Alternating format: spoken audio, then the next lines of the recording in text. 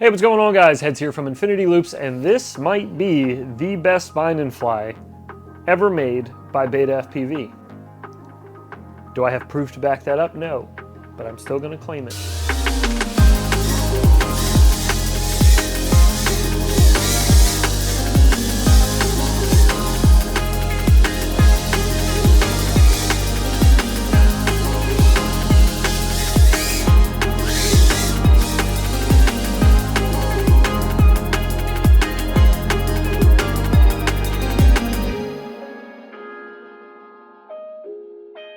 First off, I want to start by thanking BetaFPV for sending this out to give us a chance to take a look at it. What we are looking at here is the Air65 Racing Edition, and I specify Racing Edition because I have been told there will also be a Freestyle Edition that comes with, I believe, different motors and different propellers. There might be other differences there, but I'm not aware of them. This little fella here comes in at a whopping 17.1 grams.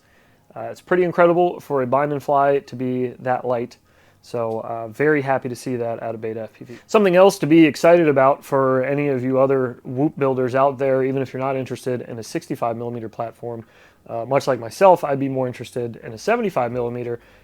This flight controller that's in here is also new. This is the Air65 by BetaFPV.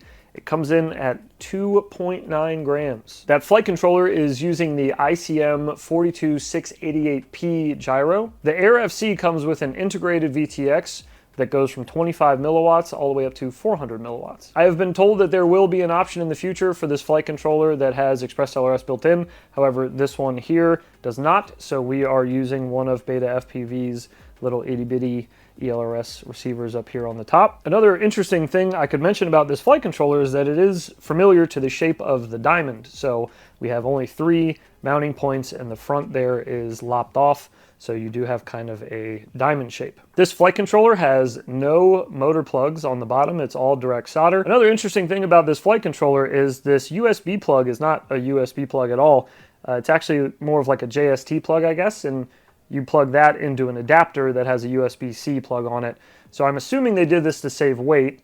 And I guess my only gripe with that is it's just another thing, another little dongle to keep laying around. Little dongles. So just a potential for something else for us to lose, basically, I guess is my only gripe with that. But it is neat that they considered, I'm assuming for weight loss reasons, they used plastic. There is a camera plug on the board. That's the only thing that plugs on this board outside of the UFL antenna. So there is a camera plug though, it's right in the front, and that is the normal, typical BetaFPV size that's smaller than your average camera cable. Moving right along, we have all of these components sitting inside of the BetaFPV airframe, and as you'll notice, the arrow is on the back side. The little triangle part, it's facing out the back. That's weird, right? It's like a tail. Arrows go forward, you know? Forward. They also have the air canopy up front here, which I believe is around like 0.7 grams or something like that. It's very light. That has 4 mounting points on it and some adjustable camera angle there in the back. And you can kind of go from where I have it now all the way up to about, holy shit, levels of up tilt that I will never experience or go anywhere close to. So I didn't even bother trying. I actually broke one of the canopies while I was flying outdoors, and it kind of let the camera sit up more, and it was closer to my native angle that I'm used to flying at, the camera angle. So I actually enjoyed that, and I flew probably 20 packs through it, and I didn't get any jello with it. So if you're interested in a lower camera angle on this, you can just lop the back part of the canopy off and just let it sit forward a little more. It worked for me. Inside of that air canopy, we have the CO3 BetaFPV camera, which normally I would think is a pretty decent camera as is. It's a big step up from their previous cameras, but mixed with this VTX and this flight controller, I was really pleased with how the image looked. It was really, really clean image. We are rocking not 1, not 2, not 3, but 4 BetaFPV 0702 SE motors on here. The Race Edition comes with 27,000 kV, which I found to be quite peppy. And the Freestyle Edition, I have read, comes with 23,000 kV 0702 SE motors. Sitting snugly on top of those 0702 motors are the GemFan Tri-Blade 1219S propellers. These are 31 millimeters. And I've heard that this only comes on the racing edition. The freestyle edition should come with lower KV motors, as well as the HQ ultralight 31mm props. And last but certainly not least, BetaFPV was kind enough to send over some of their 300 milliamp and 260 milliamp lava batteries. Those are 1S BT 2.0 folded cell batteries, and we'll be using those on all the flights that you're going to see in this video. On average, I was getting around 2 minutes, 2:30, depending on how I was flying. I did a little bit of racing. I'm not great, but I did my best, considering this is the race edition. But I also did a lot of freestyle, because that's just, well, you know, it's kind of what I do. So I did a lot of freestyle, a lot of racing, on average 2.5 minutes, usually closer to 2.5 minutes. One last thing of note about the battery power as far as this bind and fly is concerned, the BT 2.0 plug that it comes with is already at 180-degree bend, which is fantastic because you're going to put a lot less stress on the end here at the plug. Instead of having to bend the plug over to plug it into the battery, it's already facing the right direction. Finally, down to the most important part, how much is all this going to cost? Now, it has just been released today, but from what I've been told, because this is obviously filmed a week ago, I've been told that this will be releasing today, as in whatever day you're watching this, for $95. That's what I've been told, $95. If that is the case, that is incredible. Considering how this thing flies and the components that it comes with, 95 bucks is wild to me. So kudos to BetaFPV if they manage to keep the price down that low and put out a product that flies this well, if it is in fact $95. Now we're going to get into a little freestyle footage, a little bit of racing footage should be mixed in there as well, and then we'll come back and talk a little bit about my experience over the last couple weeks flying the Air65. Enjoy.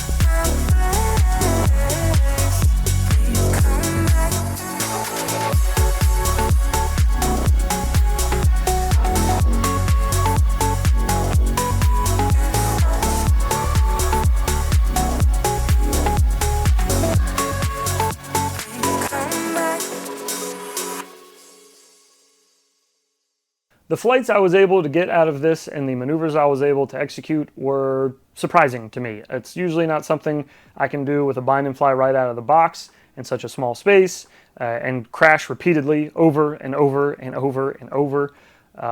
And just, I didn't break anything. It wasn't until I decided let's just see how it flies outside, just to say that we did. And I took it outside. I tried to do a Matty flip over my tree. I crashed and I broke the canopy in the process. However, breaking the canopy just kind of, like I said earlier, pushed the camera angle up for me, which is perfect because I thought this was a bit too spicy for me.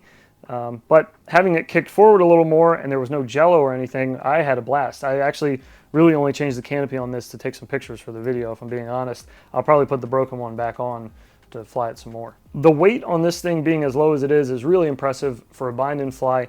I do think there are even more opportunities to lose more weight on this without really damaging the integrity of the build. I'm not a huge weight weenie myself, so I'm sure some of you guys out there could come up with even better ways or more creative ways to save weight with this. But for now, I think where it stands, it's pretty well executed for a bind and fly. I beat the bejesus out of this build, and I've yet to bend a prop, break the frame, or damage any of the components outside of that crack on the back of the canopy that broke the camera loose. That was flying outdoors like an idiot, but I had previously flown about 40 packs indoors, freestyling, racing, and things in the basement, and just, I mean, smashing this thing around really hard. For you savages out there that only watch NASCAR for the crashes, I'll put a little crash reel together here for you so you can see just how badly I beat this thing up.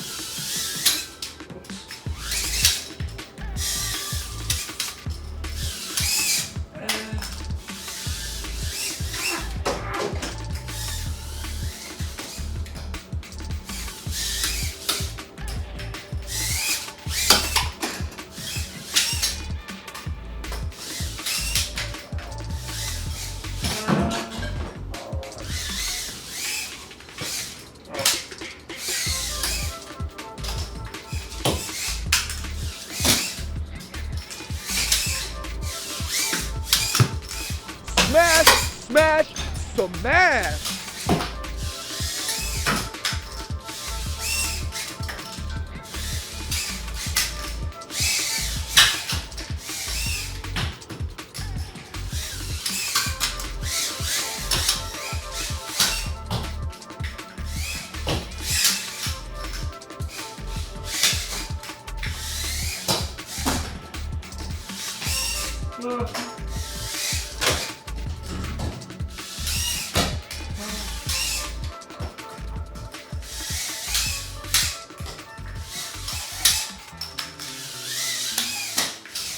Overall, I am very impressed with this bind and fly. Like I said, as far as BetaFPV is concerned, and the bind and flies that I've gotten from them for review or ones that I've purchased over the years, I've been buying their stuff for like 4 years now, and I've never been as impressed as this.